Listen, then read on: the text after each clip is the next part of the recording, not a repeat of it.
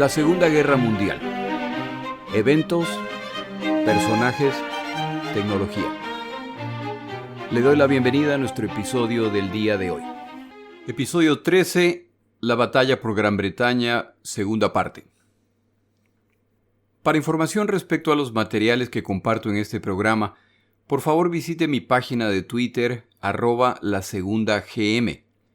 Sus comentarios y opiniones a través de la página donde escucha este programa son bienvenidos y me ayudan a mejorar.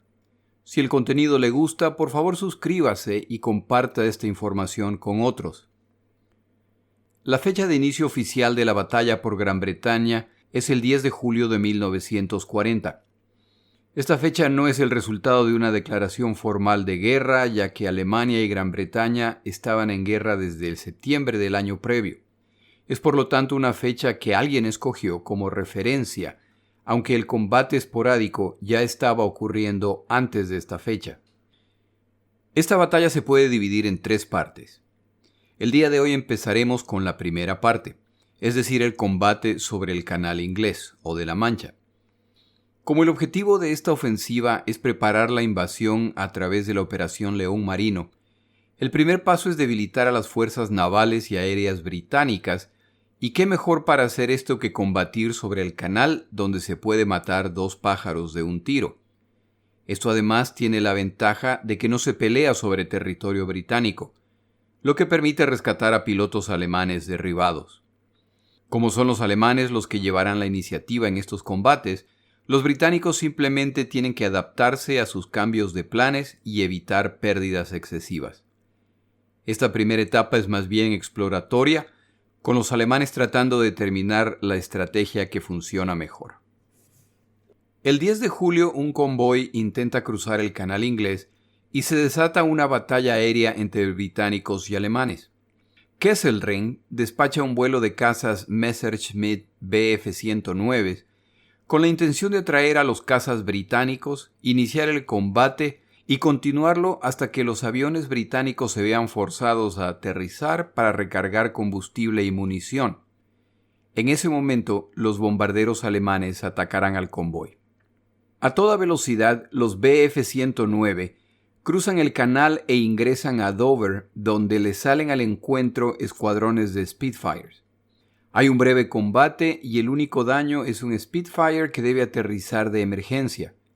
En cuanto termine esta incursión, el radar indica que se acerca un gran número de aviones, por lo que varios escuadrones adicionales salen a su encuentro. 24 Dorniers se acercan en formación de V, escoltados por 20 Bf-110 y 20 Bf-109. Los pilotos británicos tienen la instrucción de concentrarse en los bombarderos, lo que se les dificulta por las nubes y por el esfuerzo de los cazas alemanes. Ningún lado logra infligir daño al otro, pero al retirarse este escuadrón y llegar un segundo escuadrón británico, tienen mejor suerte y pronto un bombardero y un Bf-109 son derribados. Se suman entonces las baterías aéreas que se concentran en los bombarderos que empiezan a descender para iniciar su ataque. Se suman además huracanes en un ataque frontal. Los bombarderos rompen formación, lo que cancela el planeado bombardeo, y es la señal para que los huracanes se eleven y empiecen a buscar objetivos. Se acercan a los bombarderos desde atrás, dando prioridad a los rezagados.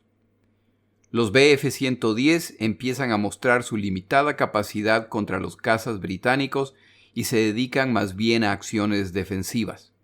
Al final, el ataque es repelido y los alemanes cruzan el canal en busca de la seguridad en Francia.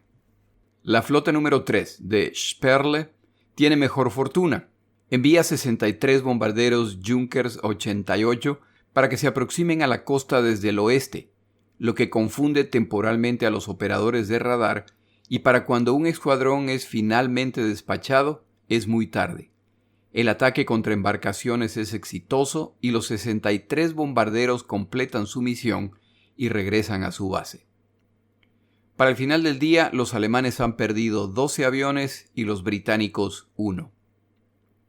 Al día siguiente, el clima limita el número de enfrentamientos.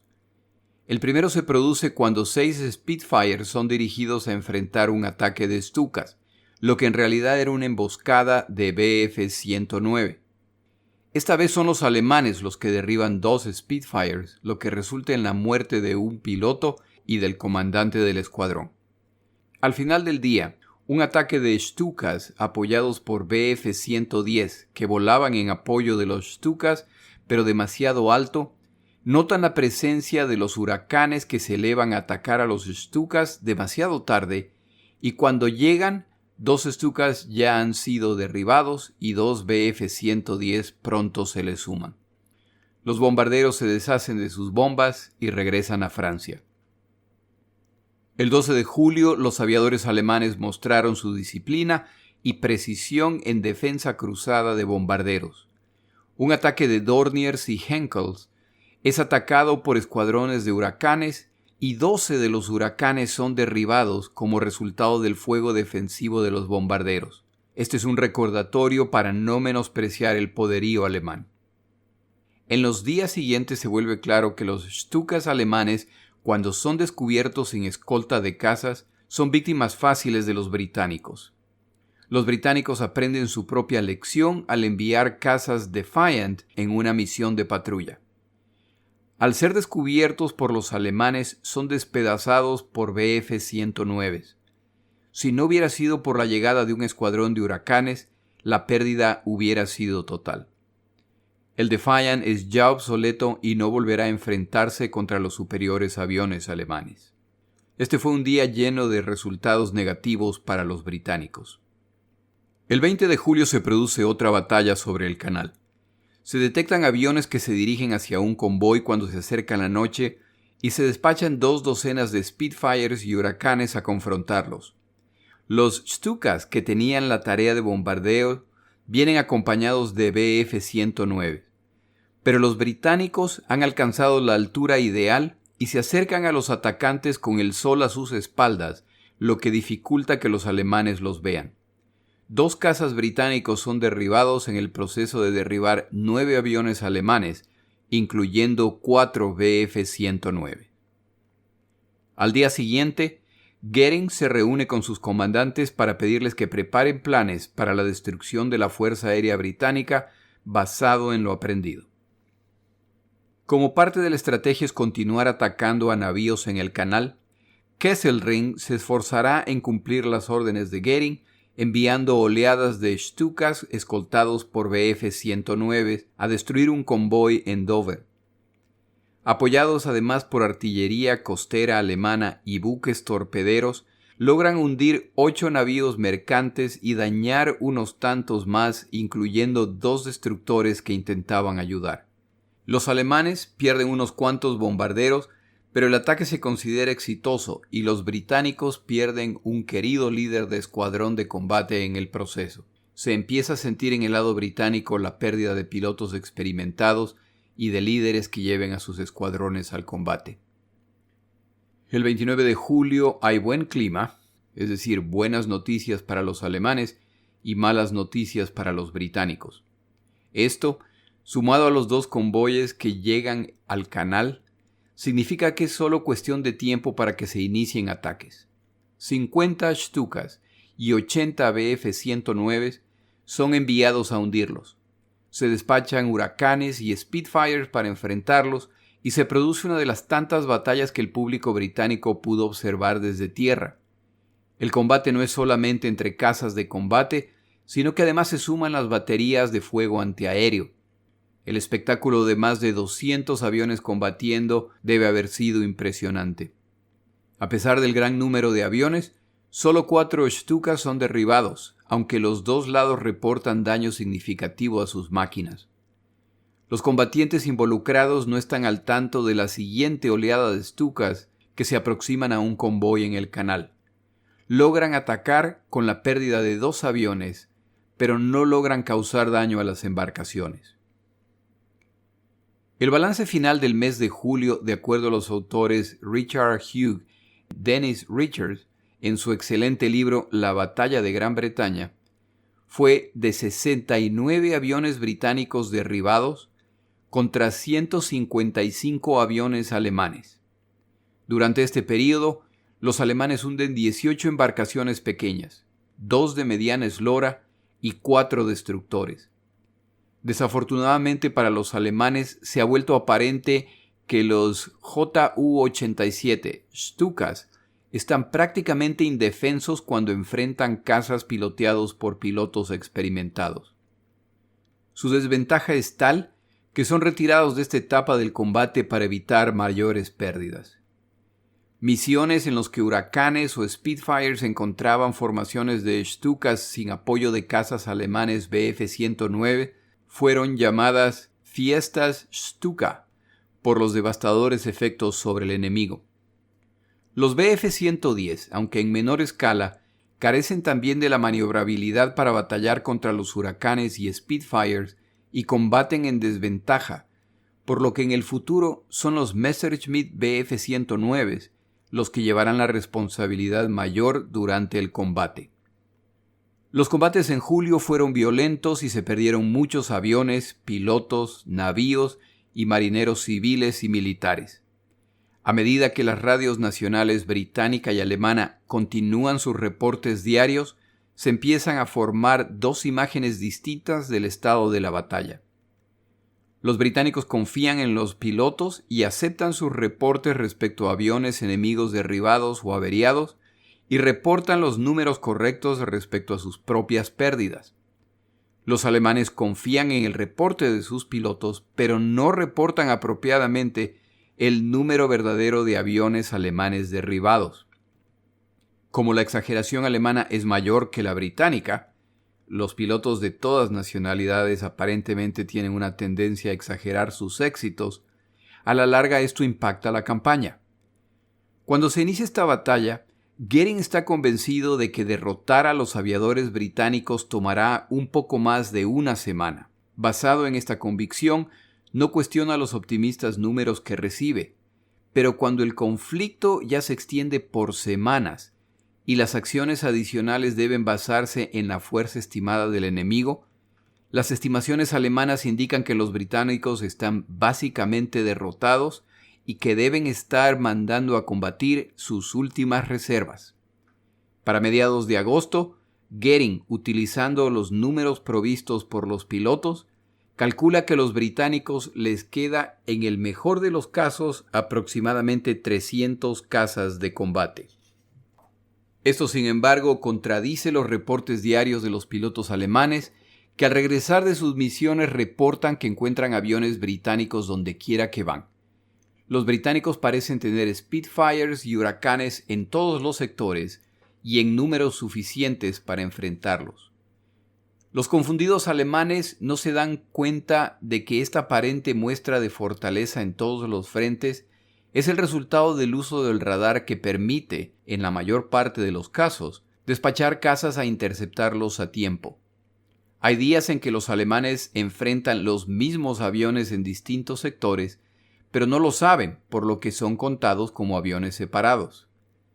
Como en el episodio anterior no nos alcanzó el tiempo para explicar el uso del sistema de radar, lo explico a continuación.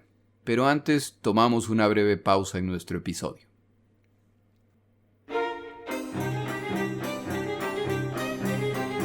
Palabras de Churchill. Si durante estos episodios le parece que paso mucho tiempo citando las palabras de Churchill, le pido que considere que el arma más importante de los británicos en esta etapa son las palabras y determinación de su líder. Las palabras desafiantes contra Hitler, los llamados a continuar la batalla con tenacidad basado en evidencia, no en promesas vacías, y su optimismo frente al futuro mantienen a su nación en la batalla. Durante el periodo que estamos relatando, Churchill afirmaba respecto a la eventualidad de la victoria: el derecho a guiar el curso de la historia mundial es el premio más noble de la victoria. Todavía estamos trabajando cuesta arriba. Aún no hemos llegado a la cima de la misma. No podemos examinar el paisaje ni siquiera imaginar cuál será su condición cuando llegue esa mañana tan ansiada. La tarea que tenemos ante nosotros de inmediato es a la vez práctica, simple y severa. Espero, de hecho ruego, que no seamos considerados indignos de nuestra victoria si después del trabajo y la tribulación se nos la concede. Por lo demás, tenemos que ganar la victoria. Esa es nuestra tarea.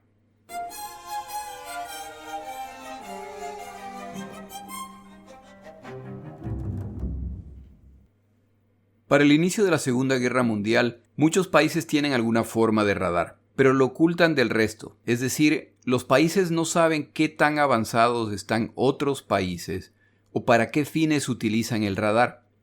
La ventaja que Gran Bretaña está disfrutando en esta batalla es el resultado no solamente de haber llevado el uso del radar a una escala hasta entonces desconocida, sino de la forma como procesaban la información recibida de forma que fuera relevante durante el combate.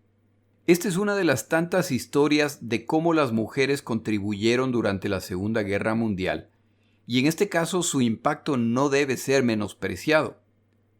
Como los hombres están comprometidos en tareas de combate, alguien tuvo la brillante idea de crear la Fuerza Aérea Auxiliar Femenina, quienes tenían la tarea de recibir la información generada por las torres de radar y participar en su procesamiento. Ellas jugarán un papel fundamental en esta crítica batalla al ser los ojos y parte del cerebro que procesaban información para los pilotos de combate. Su trabajo iba desde transmitir la información recibida por las torres hasta procesar en tableros la dirección de aviones amigos y enemigos. El sistema funcionaba de la siguiente forma. Cuando las 20 antenas de radar ubicadas en la costa detectaban la presencia de aviones, desde una pequeña caseta situada cerca de la antena se procesaba la información. Aquí, una voluntaria de la Fuerza Aérea Auxiliar Femenina interpretaba y transmitía por vía telefónica la siguiente información al llamado centro de filtrado: número estimado de aviones, su altura y su dirección. En el centro de filtrado, otras voluntarias, utilizando fichas sobre un gran mapa de Gran Bretaña, ubicaban piezas con la información recibida a través de los teléfonos que llevaban colgados del cuello. Adicionalmente a las antenas de radar, había observadores voluntarios ubicados en la costa que, utilizando largavistas e instrumentos manuales de medición de altura, reportaban sus observaciones. El centro de filtrado añadía esta información a la recibida por las torres de radar para consolidarla y reportarla. El objetivo era eliminar duplicaciones. Por ejemplo, las zonas monitoreadas por las 20 antenas de radar se entrecruzan, es decir, las ondas de los radares cubrían partes de una misma zona.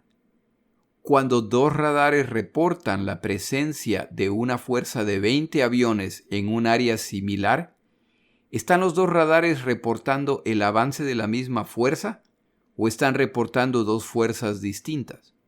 No es lo mismo despachar pilotos a enfrentar 20 aviones hostiles o 40. El centro de filtrado tiene la tarea de determinar cuál es el caso. Lo mismo ocurre con los reportes de los observadores voluntarios. ¿Están avistando la misma formación reportada por el radar o una distinta?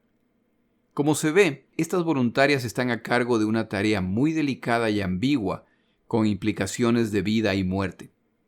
Debido a las deficiencias del radar, expertos en el tema trabajan junto con las voluntarias calibrando los resultados en el mapa. Cuando el experto confirma la información, se reemplazan las piezas situadas por las voluntarias con rectángulos y una flecha que confirman la existencia de esa formación, su fuerza aproximada y su dirección. A medida que avanza el combate, se actualiza el estatus de los escuadrones. Desde un nivel superior, aquellos en coordinación con los cazas británicos confirmaban la ubicación de los aviones amigos y proyectaban una letra en el tablero identificando la formación como amiga o enemiga. Una vez que se determinaba que una formación era enemiga, se transmitía la información al centro de comando de cazas, que despachaban el número apropiado o disponible de interceptores. Recuerde que la información más importante no es a qué altura o a qué velocidad se aproximan los aviones alemanes. La información más importante es hacia qué coordenadas deben viajar los interceptores británicos, Spitfires y Huracanes, para interceptar a los aviones alemanes. Es decir, desde el momento que se envía la orden al centro de comando para combate, tomará más o menos unos 20 minutos para que los pilotos aborden los aviones, despeguen y lleguen a la altura necesaria para enfrentar a los alemanes desde un punto de vista ventajoso de ser posible. Por esta razón, se requería la asistencia de un matemático. Eran los cálculos matemáticos los que permitían llegar a los pilotos a enfrentar a los atacantes. El Centro de Comando de Combate Aéreo tenía también indicadores en que actualizaban el estatus de los distintos escuadrones británicos. A través de luces se indicaba qué escuadrones estaban combatiendo, cuáles estaban en tierra y cuáles estaban listos para despegar. Esto redujo considerablemente las opciones alemanas de encontrar a los cazas en tierra durante los ataques. La participación del centro de filtrado no terminaba ahí. Durante el combate podían dirigir a los cazas británicos en casos en que no podían encontrar los aparatos alemanes o redirigirlos cuando el ataque era en realidad una maniobra de distracción. A medida que pasa el tiempo y experimentan más y más incursiones, estas operadoras aprendieron a interpretar movimientos alemanes y a anticipar potenciales maniobras antes de que ocurran, por lo que su consejo se volvió aún más valioso. Esta muy elaborada metodología permitía a los británicos dirigir a sus aviones la mayor parte de las veces a los puntos exactos para interceptar a los alemanes. Son los mismos aviones que combaten en distintos sectores. Un oficial de inteligencia alemán considera sospechosas las antenas a lo largo de la costa este, así como la anticipación británica, y recomienda que se concentren los ataques en las torres. Se intenta destruirlas, pero sin el convencimiento de su importancia. Al sufrir pérdidas en el intento, por supuesto que los británicos defenderían estas torres, y ante la dificultad de impactar estas delgadas y altas torres, se abandona esta idea. Más de una voluntaria de la Fuerza Aérea Auxiliar Femenina cumplió su tarea sin abandonar su puesto mientras que su pequeña cabaña era bombardeada, sabiendo que de ella dependían quienes necesitaban la información para defender las islas. Su trabajo fue fundamental y su serenidad y capacidad para procesar información ambigua bajo presión fue fundamental durante el combate. Los eventos descritos en este episodio son preparativos para la invasión de las islas y para inicios de julio para muchos la invasión alemana es inminente y se hacen preparativos para recibirlos. Se determina que el momento ideal será una noche libre de nubes en que haya luna llena y la marea alta alrededor de las 3 de la mañana. De esta forma, la operación empieza con la mejor visibilidad posible y puede continuar por muchas horas. En preparación para la invasión de la isla, los británicos han tomado múltiples precauciones en caso de que tropas alemanas lleguen a tierra. Están produciendo equipo militar y munición a la mayor velocidad posible para rearmar a su ejército, que dejó la mayor parte de su material de guerra en Francia. Han creado la Guardia Local, grupos de ciudadanos voluntarios de todas edades a quienes se entregan armas obsoletas o que se entrenan sin armas. Esta fuerza suplementaría a las Fuerzas Armadas en caso de invasión y Churchill no desperdiciará su potencial para fines de propaganda a fin de motivar a los británicos e intimidar a los alemanes, aunque en realidad, en caso de invasión, estas fuerzas serían incapaces de enfrentarse a tropas irregulares. Se remueven las señales de tránsito con nombres de las calles o distancias, se inician campañas de recolección de metales, en particular aluminio, se crean impuestos adicionales, se despliegan grandes globos que flotaban sobre la ciudad para mantener a los bombarderos a una altura mayor a la requerida para bombardear con precisión y para evitar bombardeos verticales. La población es entrenada en actos de sabotaje, cómo utilizar gasolina y una granada para causar incendios en los caminos que potencialmente utilizarán los alemanes, cómo crear minas improvisadas utilizando sartenes y pólvora, etc. Churchill, con su imaginación, explora ideas adicionales. Una de las que se probó fue en la instalación de largas tuberías para bombear combustible a las playas donde se esperaba desembarcarán los invasores para quemarlos vivos. Al probar la idea, se determina que tenía una significativa desventaja, ya que si el viento soplaba en dirección de los invasores, no era posible ver a las embarcaciones adicionales que se acercaban. Peor aún, si el viento soplaba en la dirección de los defensores, entonces quedaban completamente cegados frente al enemigo. Este fue el final de esa idea. En un discurso el 14 de julio de 1940, Churchill anima a los británicos a continuar.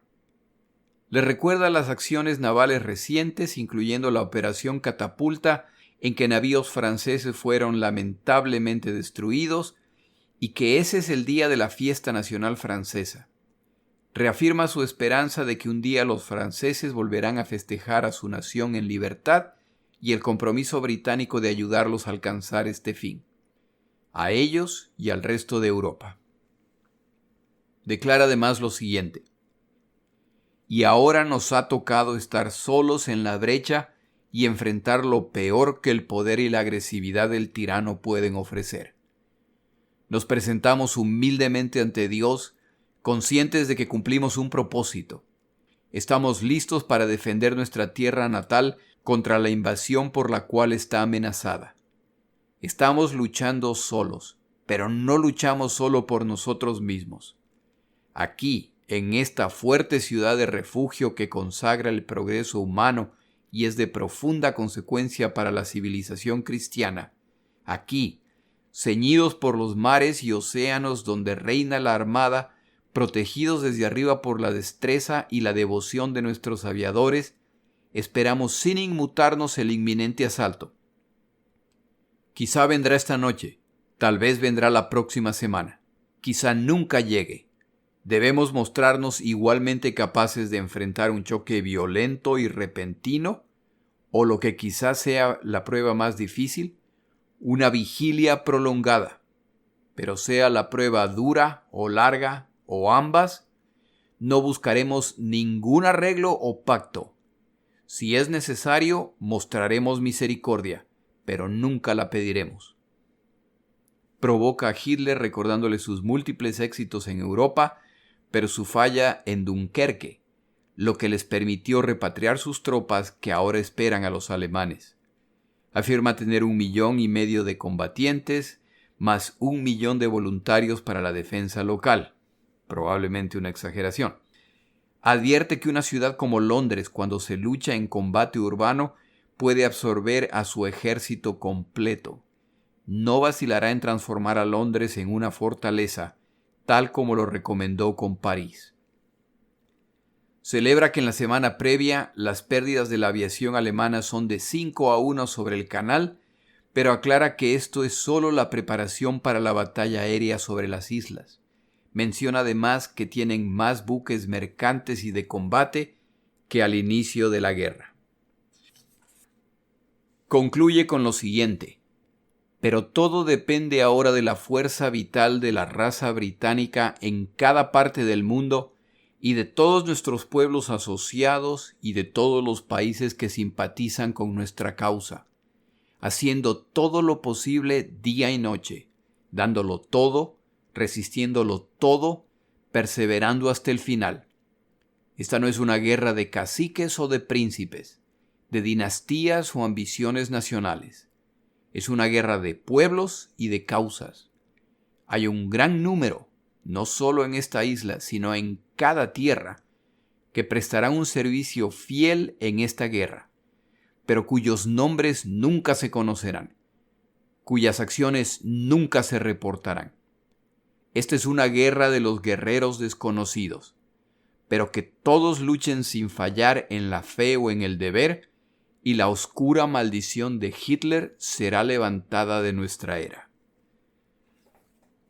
Aquí me permito un comentario personal. A mí me da la impresión de que como los servicios secretos británicos ya han descifrado parte del código enigma alemán, y Churchill obviamente tiene acceso a esa información, en sus discursos él incluía información obtenida respecto a los planes alemanes de forma muy vaga para dar la impresión de que estaban anticipando los planes alemanes, pero muy cuidadosamente para no revelar que los están escuchando. Esto seguramente molestaba a los alemanes al sentir que su estrategia había sido intuida. Como dije, es solo mi teoría, basado en que a veces los discursos de Churchill parecen casi clarividentes. Hitler, por su parte, hasta la derrota de Francia había asumido que la invasión británica no sería necesaria y que la aparatosa derrota francesa sería suficiente para que Gran Bretaña capitule. Para finales de junio, el alto mando militar alemán había concluido que la victoria final alemana ahora ya es una cuestión de tiempo.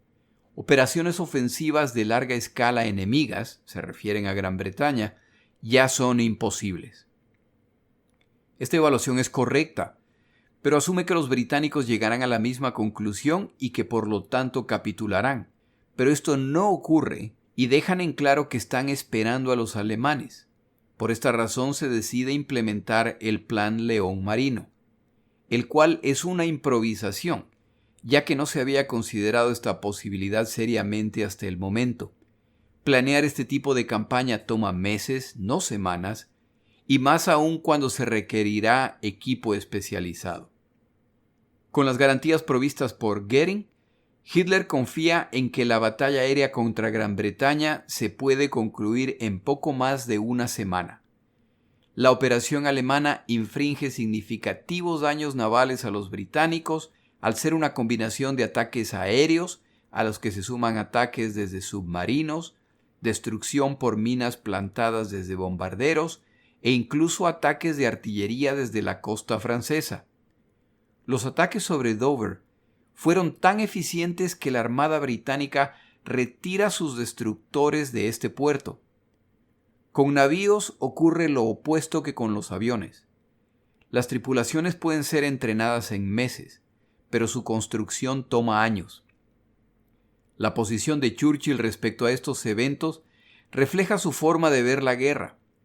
Respecto a los ataques y hundimiento de buques mercantes, en privado declara que mientras más carnada esté disponible para los alemanes, mayores son las posibilidades de atraerlos al combate. Las embarcaciones civiles son reemplazables y los logros militares son más importantes. En todo caso, siente pena por las tribulaciones por las que pasa la carnada. Seguramente a la larga lamentó estas palabras, a medida que más y más buques mercantes se perdían y Gran Bretaña llegaba a una situación casi desesperada. Basados en los resultados de esta primera etapa, los alemanes concluyen que el curso de acción correcto es cambiar prioridades y atacar la raíz del problema para luego concentrarse en la invasión. Por esta razón adaptan su táctica y empiezan a atacar los aeródromos y la estructura de soporte de la Fuerza Aérea Británica. Sus ataques se concentrarán en agotar a los británicos a fin de encontrarlos en tierra para ser destruidos. Los británicos tienen la ventaja del radar, pero pueden detener los ataques de una fuerza 3 o 4 veces mayor a ellos. En el siguiente episodio, la batalla por Gran Bretaña, tercera parte. Mi nombre es Jorge Rodríguez. Gracias por acompañarme.